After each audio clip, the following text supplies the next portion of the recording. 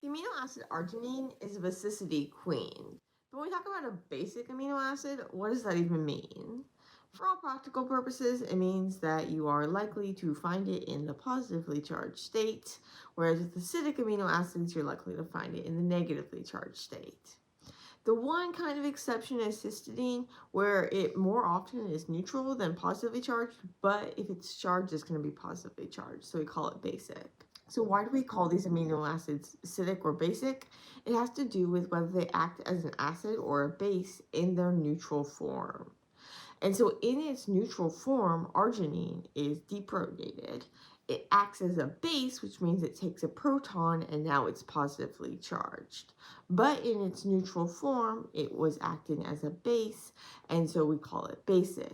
Even though now it's acted as a base and we're looking at the conjugate acid of the conjugate base, but the neutral form acted as a base, so we call arginine a basic amino acid. The same holds true for histidine and lysine. But again, histidine, you're actually more likely to find it neutral than positively charged, but you're not likely to find it negatively charged.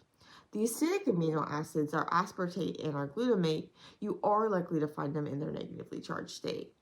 In their neutral form, they act as acids. An acid is something that donates a proton, so it'll donate a proton and that'll then make it negatively charged because its neutral form was an acid. So its conjugate base is negatively charged. We're more likely to find it in its conjugate base form, a negatively charged form, but in its neutral form, it acted as an acid. Whereas with the basic amino acids, they act as a base in their neutral form. They take a proton, and that makes them positively charged.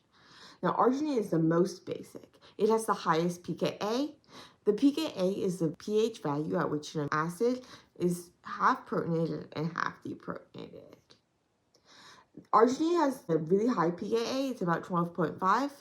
This means that at any pH below 12.5, more than half of it is going to be protonated.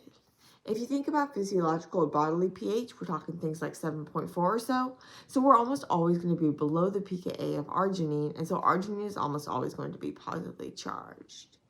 It gets this high pKa because when it has that positive charge, it's able to spread it out through resonance, basically sharing that charge along the 3 nitrogens in its side chain. You can remember the abbreviations for the basic and acidic amino acids by remembering you're dead if you drink acid and baseball is played in the park.